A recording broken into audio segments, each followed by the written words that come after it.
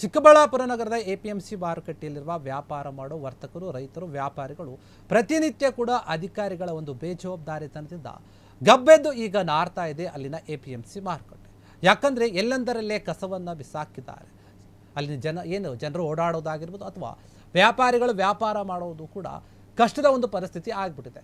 APMC ಮಾರುಕಟ್ಟೆಯಲ್ಲಿ ಅಧಿಕಾರಿಗಳ ಒಂದು ನಿರ್ಲಕ್ಷ್ಯದಿಂದ ಸ್ವಚ್ಛತೆ ಮರೀಚಿಕೆ ಆಗಿದೆ.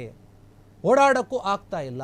ವಾರಗಟ್ಟಲೆ ಕಳೆದರೂ ಕೂಡ ಟೆಂಡರ್ ತೆಗೆದುಕೊಂಡಂತಹ ಗುತ್ತಿಗೆದಾರರು ಕಸವನ್ನು ತೆಗೆದು ಹಾಕ್ತಾ ಇಲ್ಲ. ಮಾರುಕಟ್ಟೆ ತುಂಬೆಲ್ಲ ಕಸ ಕೊಳೆತು ಗಬ್ಬು ನಾರ್ತಾ ಇದೆ. ಯಾರೂ ಕೂಡ ಇದರ ಬಗ್ಗೆ ತಲೆ ಕೆಡಿಸ್ಕೊಳ್ತಾ ಇಲ್ಲ.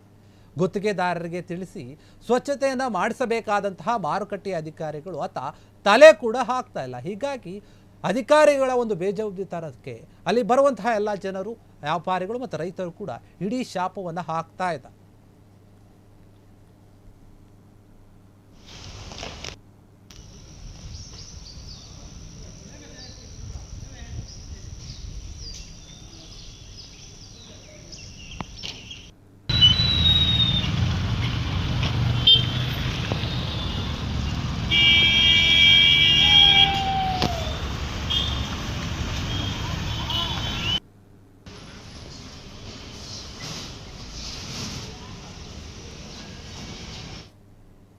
ಇದಿಷ್ಟು ಇವರೆಗಿನ ಸುದ್ದಿ. ನೋಡ್ತಾ ಇರಿ ಫ್ರೀಡಮ್ ಟಿವಿ, ಇದು ಜನಸಾಮಾನ್ಯರ ಶಕ್ತಿ.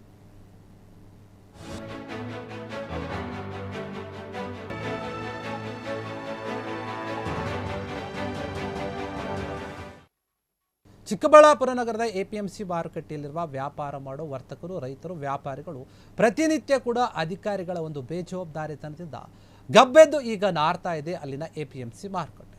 ಯಾಕಂದ್ರೆ ಎಲ್ಲೆಂದರಲ್ಲೇ ಕಸವನ್ನು ಬಿಸಾಕಿದ್ದಾರೆ. ಅಲ್ಲಿನ ಜನರು ಓಡಾಡೋದಾಗಿರ್ಬೋದು ಅಥವಾ ವ್ಯಾಪಾರಿಗಳು ವ್ಯಾಪಾರ ಮಾಡೋದು ಕೂಡ ಕಷ್ಟದ ಒಂದು ಪರಿಸ್ಥಿತಿ ಆಗಿಬಿಟ್ಟಿದೆ. ಎಪಿಎಂಸಿ ಮಾರುಕಟ್ಟೆಯಲ್ಲಿ ಅಧಿಕಾರಿಗಳ ಒಂದು ನಿರ್ಲಕ್ಷ್ಯದಿಂದ ಸ್ವಚ್ಛತೆ ಮರೀಚಿಕೆ ಆಗಿದೆ. ಓಡಾಡೋಕ್ಕೂ ಆಗ್ತಾ ಇಲ್ಲ. ವಾರಗಟ್ಟಲೆ ಕಳೆದರೂ ಕೂಡ ಟೆಂಡರ್ ತೆಗೆದುಕೊಂಡಂತಹ ಗುತ್ತಿಗೆದಾರರು ಕಸವನ್ನು ತೆಗೆದು ಹಾಕ್ತಾ ಇಲ್ಲ. ಮಾರುಕಟ್ಟೆ ತುಂಬೆಲ್ಲ ಕಸ ಕೊಳೆತು ಗಬ್ಬು ನಾರ್ತಾ ಇದೆ. ಯಾರೂ ಕೂಡ ಇದರ ಬಗ್ಗೆ ತಲೆ ಕೆಡಿಸ್ಕೊಳ್ತಾ ಇಲ್ಲ.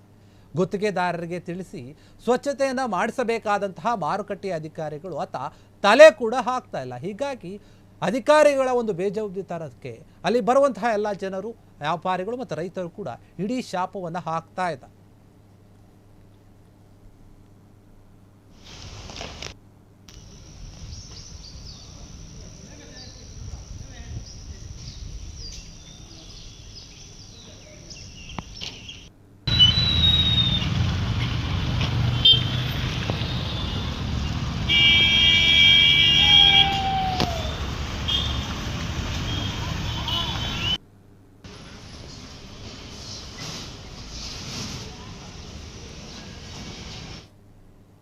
ಇದಿಷ್ಟು ಇವರೆಗಿನ ಸುದ್ದಿ. ನೋಡ್ತಾ ಇರಿ ಫ್ರೀಡಮ್ ಟಿವಿ, ಇದು ಜನಸಾಮಾನ್ಯರ ಶಕ್ತಿ.